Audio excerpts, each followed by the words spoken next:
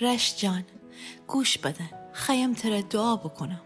خدایا رشت شهر را دعا کنم، شهری که یعنی آسمان همه زمات بازه. شفا مستن که تو کره تی نگاه خاص امره اون لبخند زنی. خدایا حقشن که شهر مردمان پرج لبخند و پرج محبت و احساس ایسیدی.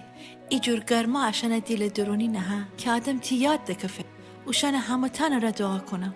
اون کسانی را که عشان دیل خسته ولی هنوز امید داریدی، اون کسانی را که بشکفتیدی ولی هنوز لبخند زنیدی، و اون کسانی که معجزه رفع ایسیدی، و اون کسانی که آسمان جیر نشته ایدی و آرام گیدی. خدایا واقعا کوی ایسی؟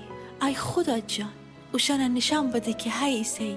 هو زماتی که گب نزنیدی، هو زماتی که ارسو فگودن داریدی، حتی اوشان شادی میه اوشان مرا گب بزن، اوشان دیل لمس بکن.